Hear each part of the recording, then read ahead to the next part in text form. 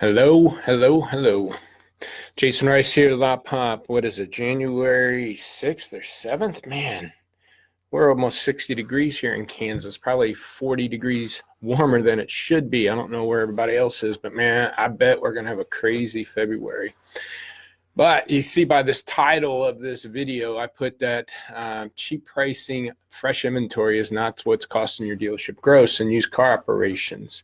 I bring this up because over the years, working with dealerships at Auto for 8 years, and then with this company for 5 years, one of the things that we do is try to help dealerships clean up their aged inventory. But when I was with Auto, I'd go into a lot of stores, and I knew off the beginning, right out, going into a distressed account, because my last year there was a director of the Eastern region, so a lot of times I'd go into distressed accounts, and so I knew going in they're going to say, "Hey, Jason, this isn't working out, man. Ever since we got a market-based pricing or VIA or whatever the system, our grosses suck, and we can't make any money." Now, obviously, there's reasons on compression and margins and everything else of what causes the dealership's gross to suck. But a lot of times they just think, because they're pricing the car to the market, they think they're cheap selling their inventory. A lot of their fresh stuff's priced too cheap.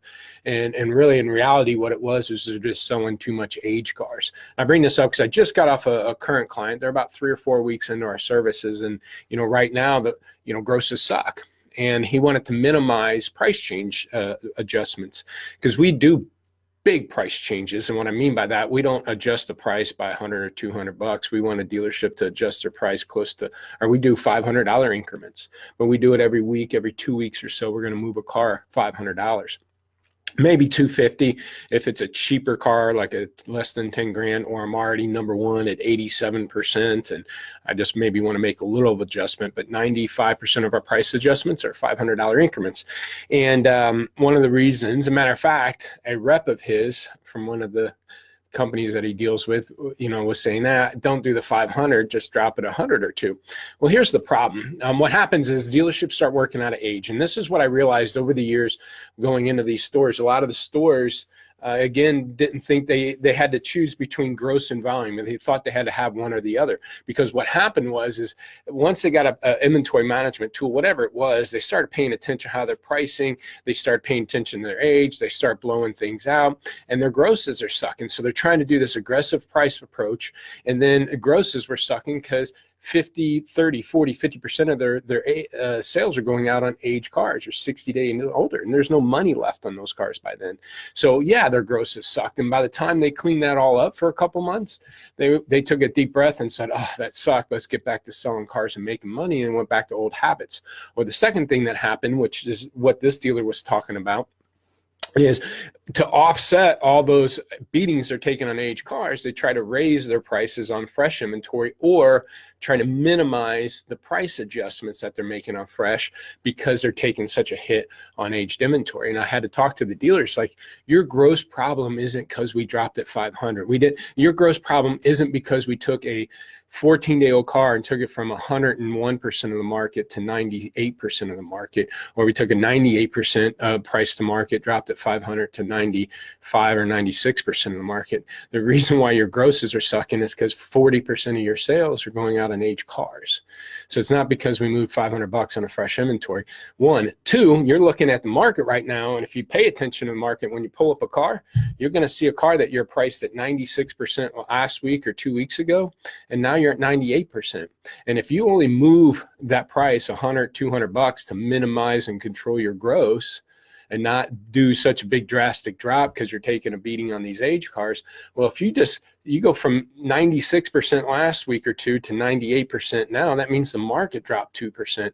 And if you only drop 200 bucks, you'll be lucky to get back to the 96% that you were at 2 weeks ago that hasn't sold the car yet either. So you go from 96% of the market then 2 weeks goes to 98, you drop it 200 bucks, it goes back to 96. And you do that for a couple weeks to a month, and next thing you know, you got a bleed through problem and cars are starting to age again because you wanted to minimize and control your gross because of all the age stuff. So really, what's costing your dealership gross? 9 times out of 10. What's up, Adam? Good to see you, buddy. How you doing? The 9 times out of 10, the gross problem is the bleed through, selling too much 46 to 60 days old, 60 plus, not selling enough 0 to 16, 0 to 15, 16 to 30, or basically not enough fresh 0 to 30. You want at least, I think you'd be okay on gross if it was at least 50%. Your grosses would be better in the first 30 days. If 50% of your sales are going out in the first 30 days, you won't have a gross problem as long as 20% or less is going out age. Ideally, our best stores are going to push 60 to 70% of their sales in the first 30 days and less than 10% going out 60 plus. And if you can do that, you won't have a gross problem. You won't be afraid to drop a car $500. Making that $500 adjustment not only moves you back to where you were because the market moved, but made you more aggressive. Plus, the point is when somebody sees a car at $20,000 and they think it's a good deal and they kind of save that car. And that's one of the things when we go over flat pricing, meaning price it at 20 grand instead of $19,995. When we get all those eyeballs at 20 grand, a lot of people think, oh, that's a pretty good deal, but not, as aggressive. So they might save that car. When we do that flat pricing, we get a lot of saves. And if you just moved 100 or two, you're not going to get that customer to get excited to get off the couch or to, maybe skip their kids' practice today to come to the dealership before somebody buys it out from underneath them. But you go from 20 grand to 19.5 and they thought 20 grand was a good deal. That's going to put a little bit more sense of urgency underneath that customer where you get the call or the email of somebody showing up because, now they don't want somebody to outdo them on that deal or to get it before they do. So again, cheap pricing fresh cars isn't your problem more times than not. And matter of fact, if you looked at your inventory and your sales and your current price points, you're probably anywhere from 96 to 100% right out the gate. So if you're having a gross problem, it's not because of the market and that, it's the age problem that you have.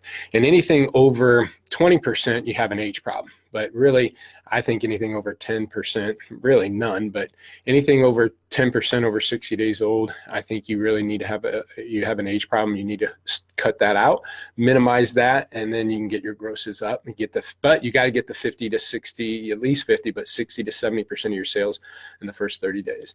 I've had dealerships that have no gross problem, but their grosses still suck because out the gate, they're really high, trying to shoot for the moon, and they hold out there for 14, 21 days. And then by the time it's 21 or 30 days, then they start getting aggressive. And a big chunk of their sales, 50 plus, is going out 30 to 60 days old and they're clean. And then they maybe have another 10 or 15 going out 60 plus. But then they only have about 20, 30, 40% going out in the first 30 days. And if you're only doing 30, 40% there, and then 50%, 30 to 60, and if you trickle through the age because you have a strict aging policy, again, you're not maximizing gross profit on that inventory. So I hope that's helpful. I'm going to be at NADA. If you're interested in meeting up, I got a calendar that I can send you that direct message me or anything. I got a calendar and maybe I could pop it in here that just put a date and time. If you're going to be at NADA, I'd like to meet up. If you're a client, we can go through your inventory. If you're not a client, we could do some reviews of some marketing strategies and things that can help. There's the link in the comments. Just lock in a day and time during NADA. Get a free inventory evaluation or review at lotpop.com, 844-LOTPOP4. Email me at jrice.com. All these go up to YouTube. I almost said Craig's. All these go up to YouTube. YouTube channel is Lotpop Inc. And so all of them are there, 100 plus tips, interviews. This will also go on podcasts, so you can listen to them on your iTunes. Just look for Lot Pop or Lot Party on iTunes or any podcast that you do. And again, I hope this is helpful and hope you have a good start to this year.